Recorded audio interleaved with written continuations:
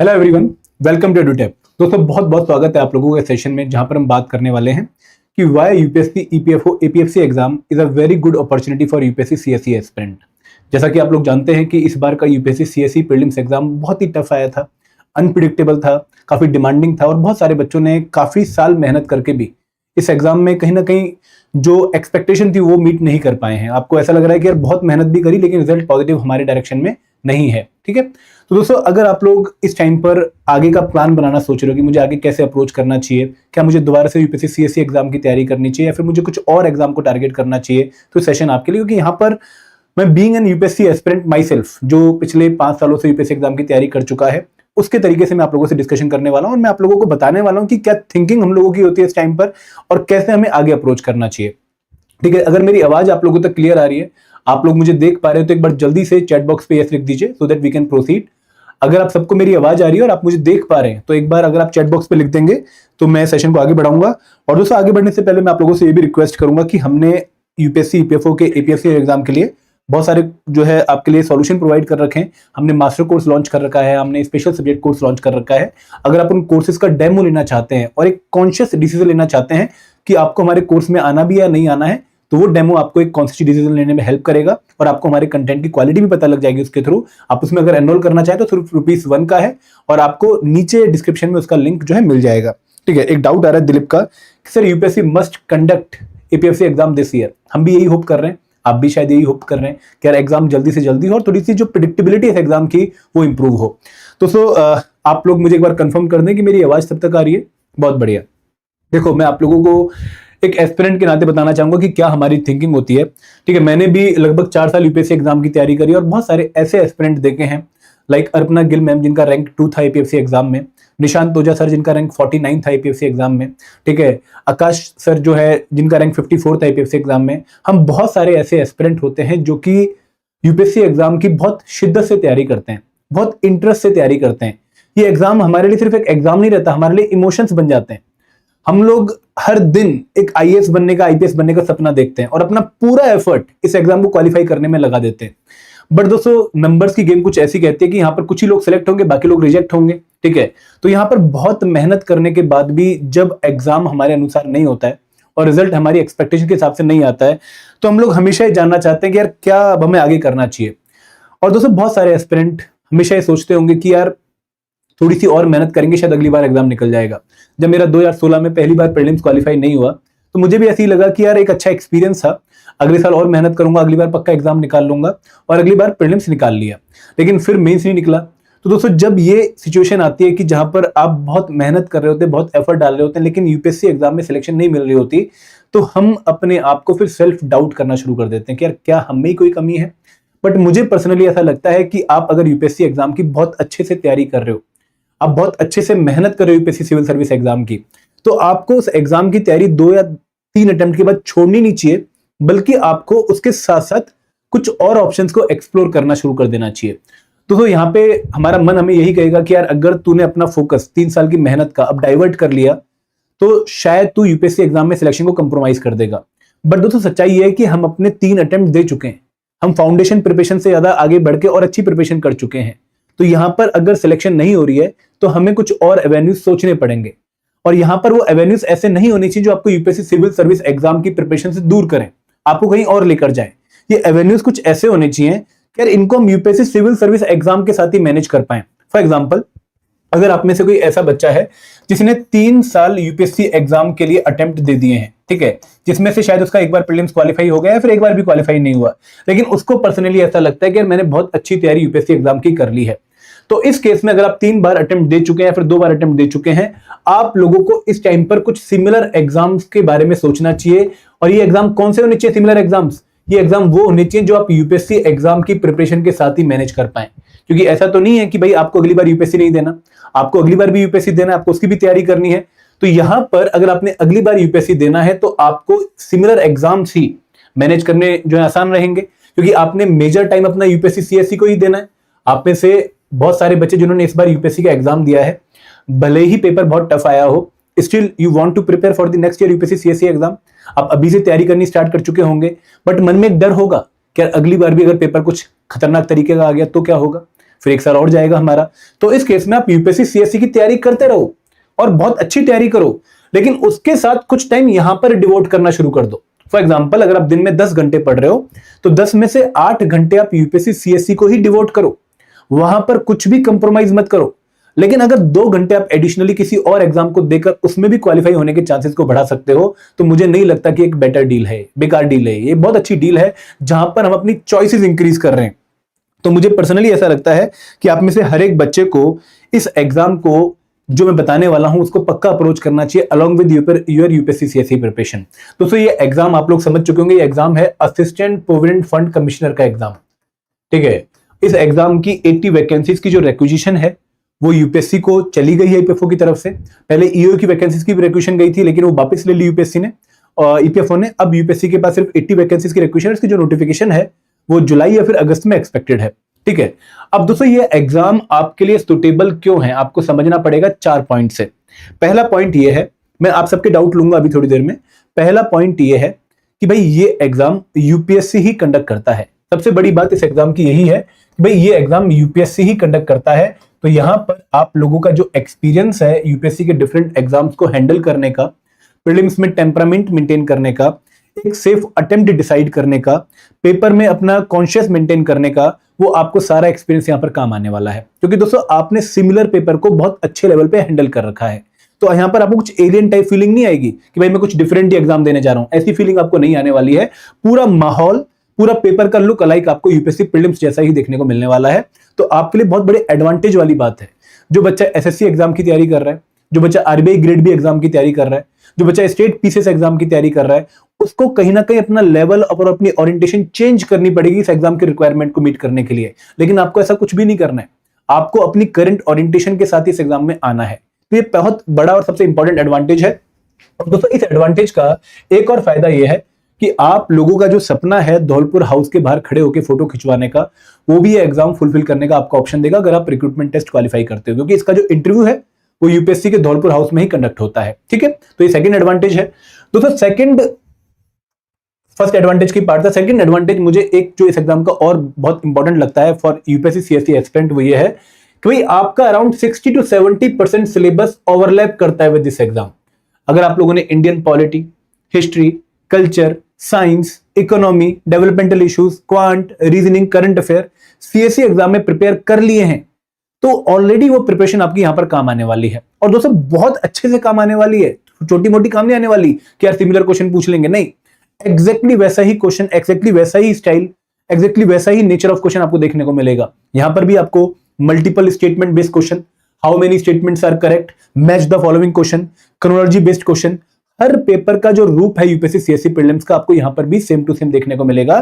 तो this is one such exam जहां पर आपकी एग्जिस्टिंग प्रिपरेशन ही आपको काम आने वाली है। दोस्तों आप यहां पर एडवांटेज लेकर आ रहे हैं। ठीक है, और अगर मैं पिछले कुछ एग्जाम साइकिल की बात करूं तो इन एग्जाम्स में यूपीएससी वालों बच्चों का जो सिलेक्शन रेट है वो बहुत हाई है। हर 3 में से दूसरा बच्चा यूपीएससी बैकग्राउंड का था जो इस एग्जाम को क्वालिफाई करता है।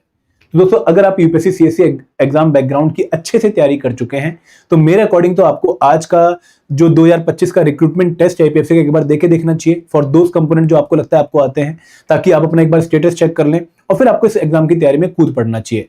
दोस्तों आगे बढ़ते हैं, अब बात करते हैं इस एग्जाम के तीसरे एडवांटेज की।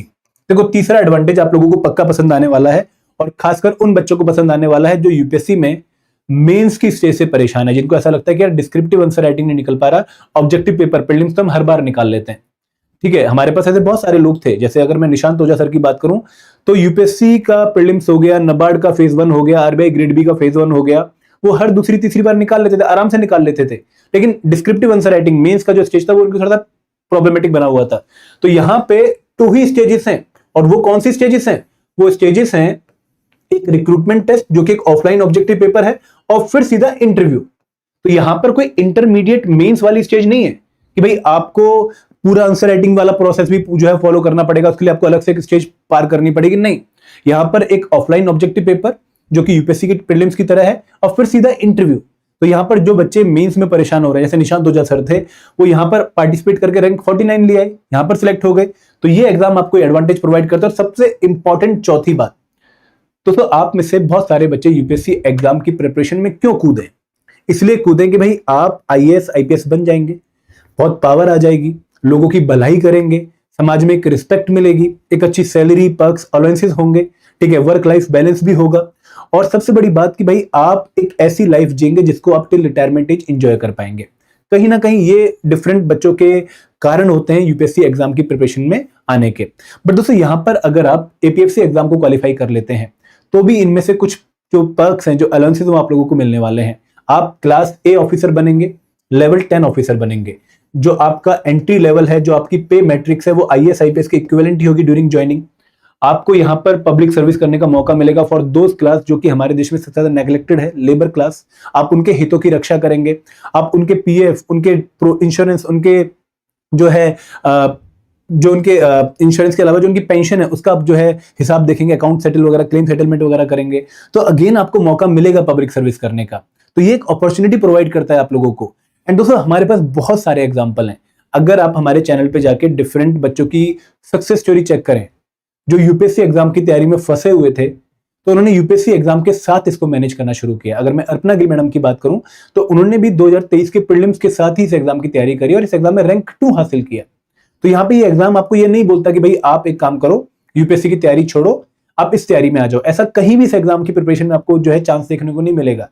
अगर आप यूपीएससी एग्जाम की तैयारी करते हुए अगले साल सीएससी एग्जाम को टारगेट करते हुए 2 घंटे एक्स्ट्रा पर डे निकाल लेते हैं फॉर नेक्स्ट 120 डेज, तो दोस्तों आप इस एग्जाम के लिए भी खुद को 100% रेडी कर लेंगे।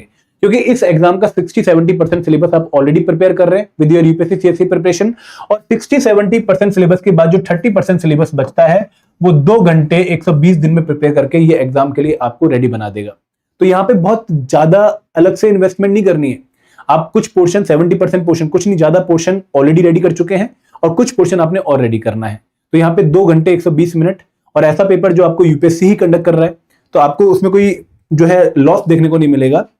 अब तो सर डाउट बच्चे के मन में आता है कि सर हम ऑलरेडी एक ऐसे एग्जाम की तैयारी कर रहे हैं जो कि हाईली अनप्रिडिक्टेबल है, ठीक है। यूपीएससी एग्जाम में हमें नहीं पता कि अगले साल पेपर में क्या और तरह के क्वेश्चन आ जाए, क्या और डिफिकल्टी लेवल आ जाए। तो यहाँ पे मैं आपको पहले तो एक बात ये कहना चाहूंगा कि यूपीएससी एग्जाम में भी जो कंपटीशन है वो रिलेटिव कंपटीशन है। ऐसा नहीं है कि उन्होंने कट ऑफ फिक्स कर दिया कि भाई कट ऑफ 105 ही जाएगी, 110 ही जाएगी। पेपर के डिफिकल्टी लेवल के हिसाब से कट ऑफ वेरी करती है। कट ऑफ 2016 में 114 भी गई थी और 2023 में 74 भी गई थी। तो यहाँ पे कट ऑफ रिलेटिव है, तो आपको बेस्ट नहीं करना है, एब्सोल्युटली बेस्ट नहीं करना है, आपको रिलेटिवली बेस्ट करना है। तो वहां पर अगर आप अपने लिए पेपर में 60 या 50 क्वेश्चन आइडेंटिफाई कर लेते हैं जहां पर आप 90% एक्यूरेसी मेंटेन कर लें तो आप सिलेक्ट हो सकते हैं।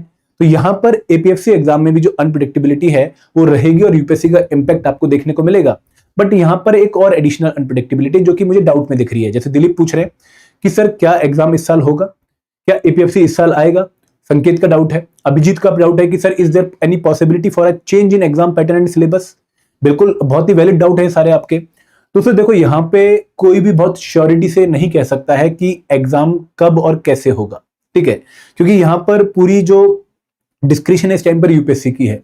ईपीएफओ की तरफ से 80 वैकेंसीज जो कि फिक्स है, जिनका नंबर शायद चेंज नहीं होने वाला, उनकी रिक्वेशन यूपीएससी को चली गई है। यूपीएससी ने उसको वापस भी नहीं किया है। यूपीएससी ने ये एडमिट किया है कि हमने ईओ की जो है रिक्वेशन वापस करी है।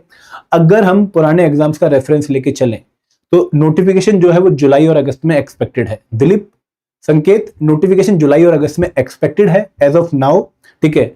और जो एग्जाम है, एग्जाम दिसंबर या जनवरी में हो सकता है। वर्स्ट केस सिनेरियो के हिसाब से प्रिपेयर करो और होप फॉर द बेस्ट करो। तो यहाँ पे वर्स्ट केस सिनेरियो ये है कि भाई आपका एग्जाम 20 दिसंबर 2026 को हो सकता है और आपको उस पर्टिकुलर डेट पर खुद को रेडी करना है फॉर एपीएफसी एग्जाम। अब यहाँ पे आप में से अगेन बच्चों को डाउट होगा कि सर एग्जाम अगर बाद में होता है तो क्या होगा, अगर डिले हो गया तो क्या होगा। तो सर उस केस में अगेन ना आप कुछ कंट्रोल कर सकते हैं ना मैं कुछ कंट्रोल कर सकता। हम बस उस पर्टिकुलर टाइम को यूटिलाइज करेंगे फॉर बेटर रिवीजन, ठीक है। हम यही कर सकते हैं क्योंकि ये पूरा प्रोसेस कहीं ना कहीं यूपीएससी ईपीएफओ उनके एंगल पे चल रहा है। तो यहाँ पे हमारे पास बहुत ज्यादा रूम नहीं है, हम इन फैक्टर्स को कंट्रोल कर ही नहीं सकते। ना आप कंपटीशन लेवल कंट्रोल कर सकते, ना आप पेपर का डिफिकल्टी लेवल कंट्रोल कर सकते, ना आप नंबर ऑफ एप्लीकेंट्स कंट्रोल कर सकते। आप क्या कंट्रोल कर सकते हो, आप कंट्रोल कर सकते हो अपनी मेहनत का लेवल कि भाई जब भी नोटिफिकेशन आए, जब भी एग्जाम कंडक्ट हो, मैं अपने बेस्ट प्रिपरेशन के साथ एग्जाम को देने जाऊं। अगर ये है आपका एटीट्यूड तो आपको इस एग्जाम की प्रिपरेशन में आना चाहिए। और दोस्तों किसी से जबरदस्ती नहीं है कि आप इस एग्जाम की प्रिपरेशन पक्का करिए। ये एग्जाम एक अच्छी अपॉर्चुनिटी है, आप कॉन्शियसली डिसाइड करिए कि आपको प्रिपेयर करना है नहीं करना है। अगर करना है तो फिर पीछे मत जाइए, फिर खुल के प्रिपरेशन में आ जाइए और ढंग से तैयारी करिए। क्योंकि अगर आप इस एग्जाम की ढंग से तैयारी कर लेते हैं, तो मैंने बहुत सारे बच्चों के केस में देखा है, सौरभ पांडे, वैभव श्रीवास्तव, ठीक है, योगेश सागर, मेरे पास 1000 एग्जाम्पल हैं जहां पर बच्चों ने मेहनत करके विदाउट एनी डाउट पहले स्टार्ट करके एग्जाम को क्वालिफाई किया है। एंड आपके पास तो ऑलरेडी हेड स्टार्ट है, आप ऑलरेडी 3-4 साल इस एग्जाम की प्रोसेस में लगा चुके हो, यूपीएससी सिविल सर्विस एग्जाम के प्रोसेस में। एंड दोस्तों, सिलेक्शन का कोई ऐसा टाइम या फिर कोई ऐसा मोमेंट नहीं होता कि आपको पता होता है कि सिलेक्शन तभी आएगी। ये सिलेक्शन कल्मिनेशन है आपके पूरे एफर्ट्स का। जिस प्रोसेस का आप पार्ट बने हुए हो या फिर बनोगे, वो पूरा प्रोसेस आपको सिलेक्शन की तरफ लेकर जाएगा। और आप एग्जाम सेंटर में बैठकर फील करोगे कि हाँ यार, ये मैंने अभी एपीएससी की तैयारी में नहीं, ये मैंने 2 साल पहले पढ़ा था, जिसने अब उस क्वेश्चन को सॉल्व करने में मेरी हेल्प करी है। तो ये पूरी जो मेहनत है आपकी, जो आपने बहुत अच्छे से कर रखी है, ये वेस्ट नहीं जाने वाली।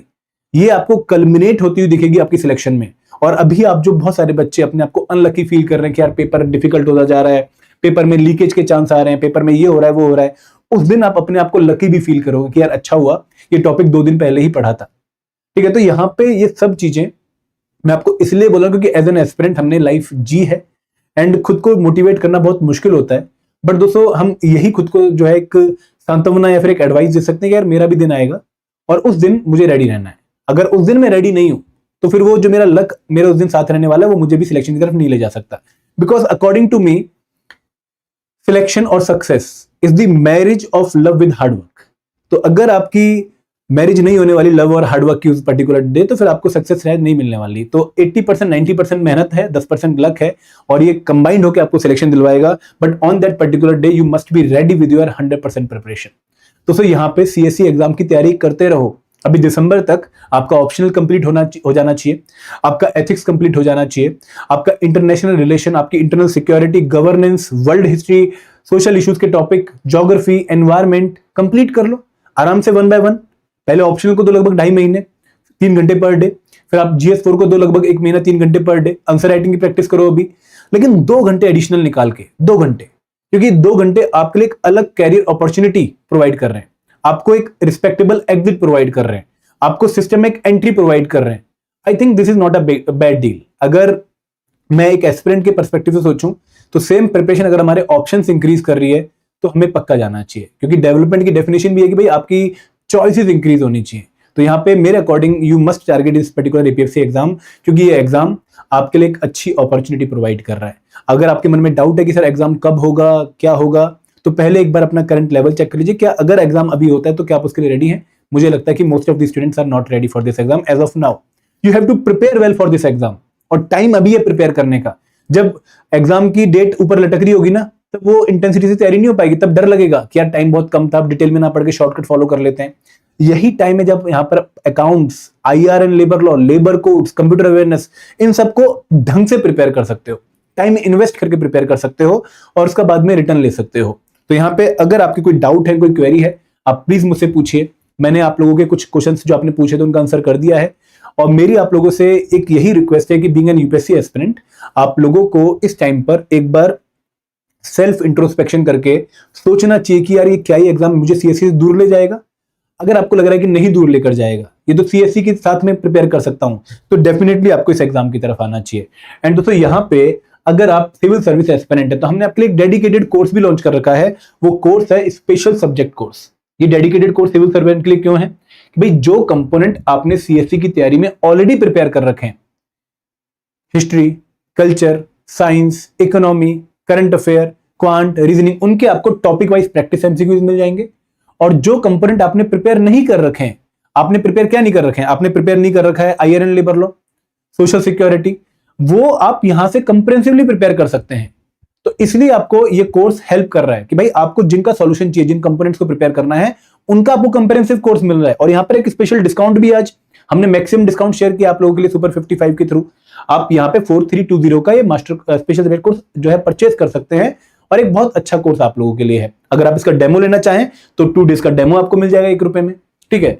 एंड दोस्तों, जैसे आपको अगर लग रहा होगा कि सर मेरी तो किस्मत अच्छी नहीं, मैं बहुत सारे फेल्ड अटेम्प्ट दे चुका हूं, मैं पिछले 4 सालों में 15-20 एग्जाम जो है अपने उसमें फेलियर देख चुका हूं, तो यहाँ पे मैं आपको बता दूं कि हमारे पास ऐसे ऐसे एस्पिरेंट भी थे जिन्होंने 10 साल यूपीएससी एग्जाम की तैयारी करी और यूपीएससी के similar exam CAPF, CDS, state PCS की तैयारी करी और मोर देन 20 फेलियर्स से उनका भी इस पर्टिकुलर एग्जाम में क्वालिफाई होके जो सपना था गवर्नमेंट जॉब पाने का वो पूरा हुआ है। बट दोस्तों उन्होंने मेहनत करी। मतलब मैं ये नहीं बोलूंगा कि ये एग्जाम आपको बस एक प्लेट पे सिलेक्शन लेकर दे रहा है कि भाई लो और चले जाओ आगे, आप यूपीएससी वाले हो आ जाओ चले जाओ, नहीं। उन्होंने मेहनत करी, उन्होंने यहाँ पर टाइम दिया, उन्होंने यहाँ पर इन्वेस्टमेंट करी। तो अगर आप मेहनत करने के लिए रेडी हो तो आपकी पुरानी जो मेहनत है वो आपको इस एग्जाम में पक्का हेल्प करेगी। अगर आप एनसीईआरटी की बात कर रहे हो तो अभिजीत आप 6 से 10th की एनसीईआरटी पक्का पढ़िए, बहुत अच्छी है इस एग्जाम के लिए। आप अकाउंट्स की क्लास 11th एंड 12th की एनसीईआरटी पक्का पढ़िए। आप इकोनॉमिक्स की 2 NCERT, Indian economic development class 11th की और introductory macro economics class 12th की पक्का पढ़िए। आप जो है मेरे हिसाब से जो एनसीईआरटी है क्लास 11th की इंडियन कॉन्स्टिट्यूशन एट वर्क वो पक्का पढ़िए पॉलिटी के लिए। बट अगर आप स्टैंडर्ड बुक्स पढ़ रहे हैं, आप लक्ष्मीकांत पढ़ रहे हैं, ठीक है, या फिर आप रमेश सिंह पढ़ रहे हैं, या फिर आप डीके गोयल पढ़ रहे हैं अकाउंटेंसी की, तो फिर आपको एनसीईआरटी पढ़ने की जरूरत नहीं है क्योंकि वो बुक्स आपके नॉलेज को कवर कर लेंगी। ठीक है अभिजीत, एनी अदर डाउट? दोस्तों प्लीज खुल के अपना डाउट पूछिए। और मुझे पता है कि आज आप क्या फील कर रहे होंगे जिन बच्चों का यूपीएससी क्वालिफाई नहीं हुआ है। ठीक है, मैंने भी 4 साल लगातार रोया है जब रिजल्ट नेगेटिव आता है। एक ऐसी फीलिंग जो हम बयान नहीं कर सकते, क्योंकि मुझे पर्टिकुलरली ऐसा लगता है कि हमारे जो सोसाइटी है यहाँ पर किसी एग्जाम के बाद 2 ही रिजल्ट माने जाते हैं, या तो आप सिलेक्टेड हैं या फिर आप फेलियर हैं। बट मेरे अकॉर्डिंग आप फेलियर नहीं है, और मैं भी फेलियर नहीं था। ठीक है, भले ही मैं फील्ड सिविल सर्विस एस्पिरेंट हूं, बट मैं फेलियर नहीं हूं। मैंने जो मेहनत करी वो कहीं और यूटिलाइज हो रही है, और आपकी भी जो मेहनत है वो कहीं और यूटिलाइज होगी पक्का। तो यू आर एदर सिलेक्टेड और नॉट सिलेक्टेड। बट फेलियर वाला टैग अपने ऊपर मत लीजिए, क्योंकि हर अटेम्प्ट आपको और मजबूत करता है। और दोस्तों यहाँ पे कहावत तो बहुत सारी हैं, बट मैं एक ही बात बोलना चाहूंगा कि आप अगर 7 बार भी गिर रहे हैं, 8 बार भी गिर रहे हैं, और 9वें चांस में खड़े होकर आप जो अपना सपना उसको अगर पूरा कर रहे हैं, तो नॉट अ बैड डील। ठीक है, हर सक्सेस, हर फेलियर आपको और मजबूत बना रहा है, आपका जो कैरेक्टर है वो बिल्ड कर रहा है, और आपको हर बार एक बड़ी जंप लेने के लिए हेल्प कर रहा है। एक डाउट है प्रमोद का कि sir what is the expected date for EPFO APFC 2025 interview, is there a chance of clash with UPSC CSC? Means Pramod, UPSC ने परेशान कर रखा है यार, कॉल भी पिक नहीं कर रहे हैं, और कॉल पिक करते हैं तो थोड़ा अजीब तरीके से बात करते हैं। हमने बोला कि भाई इंटरव्यू कब होगा, तो उन्होंने बोला आपको पता लग जाएगा, बट एक्सपेक्टेड यही है कि वो जुलाई में इसको पिक करने की सोच रहे हैं। ठीक है सर, नेक्स्ट ईयर वैकेंसी आने के चांसेस? अमित, अभी कोई क्लैरिटी नहीं है। एपीएफसी की इस साल की वैकेंसीज 80 की जो रिक्वेशन है वो यूपीएससी को गई हुई है, अगले साल का कोई क्लैरिटी नहीं है अभी। और विद इन ईपीएफओ भी मीटिंग्स चल रही है central board of trustees and PF employees की, कि भाई क्या डिसीजन लेंगे यू वैकेंसीज के रिगार्डिंग, तो उस पर भी हमें अपडेट मिलेगी। We have share the RTI, जैसे ही अपडेट आएगी I will share with you. ठीक है, कोई और डाउट है किसी बच्चे का, प्लीज पूछ लीजिए आराम से। दोस्तों निश्चिंत होकर तैयारी करिए। ठीक है, अगर एक बार आप तैयारी में कूद रहे हो फिर डाउटफुल मत होइए, या तो करिए ही मत, अगर करिए तो दिल से करिए, क्योंकि यहाँ पर इफ एंड बट वाली सिचुएशन नहीं है। आप फंस जाओगे, टाइम भी दे दोगे, आउटपुट भी नहीं आएगी, फिर और फ्रस्ट्रेशन होगी। तो यूपीएससी सीएससी एग्जाम की तैयारी करिए, ढंग से करिए, और अगर उसके साथ 2 घंटे एडिशनल निकाल लेते हैं तो बहुत बढ़िया, सोने पे सुहागा है। ये कोर्स 2 घंटे 4 महीने आपको अच्छे से हेल्प करने वाला है। ठीक है, काफी अच्छा हिट रेट था इसका 2025 के एग्जाम में, तो आपको ये हेल्प करेगा वहां पर। ठीक है, कोई और डाउट है प्लीज पूछ लीजिए आराम से आप मुझसे, कोई दिक्कत वाली बात नहीं है। एंड प्लीज 1-2 दिन और लीजिएगा। ठीक है, एक बार जो दुख है प्रीलिम्स एग्जाम क्वालिफाई ना होने का, उसको थोड़ा सा पास ऑन कर लीजिए। ठीक है, 1-2 दिन और जो है सेटल हो जाइए, और फिर एग्जाम की प्रिपरेशन में अच्छे से कूद पड़िए, फिर पीछे मुड़ के मत देखिए। ठीक है, तो अगर आपने कोर्स परचेज करना है, एक अट्रैक्टिव डिस्काउंट आप लोगों की वेट कर रहा है। ठीक है, सुपर 55 कूपन कोड आप यूज कर सकते हैं फ्लैट 55% डिस्काउंट के लिए, और आपको लिंक वीडियो के डिस्क्रिप्शन में मिल जाएगा। आयुष, आप ये मान के चलिए कि आपके पास 6 मंथ है प्रिपरेशन के लिए, 6 मंथ, और आप 4 महीने अगर लगा देते हैं, अगर आप यूपीएससी बैकग्राउंड के आप 4 महीने लगा देते हैं, that will be more than enough. अगर आप बीकॉम ग्रेजुएट हैं तो और अच्छी बात है भाई, आपने कॉमर्स का अकाउंट्स भी पढ़ रखा है यहाँ पर। तो अगर आपके गैप ईयर है, गैप ईयर से आपकी सिलेक्शन कंप्रोमाइज नहीं होती। गैप ईयर को जस्टिफाई करना जरूरी होता है, अगर आप जस्टिफाई कर लेते हैं आपके सिलेक्शन के चांसेस पूरे हैं, क्योंकि जितने भी बच्चे सिलेक्ट हुए हैं हर दूसरे बच्चे का गैप ईयर था। अर्पिता, एक्सपेक्टेड है कि अगले महीने या से अगले महीने नोटिफिकेशन आ सकता है। ठीक है, क्योंकि थोड़ा सा प्रोसेस ईओ की वजह से डिस्टर्ब हो गया, बट नोटिफिकेशन जल्दी एक्सपेक्टेड है। क्लियर है? So this is all from my side. If you are interested in course, link is in the video description. You can check it there.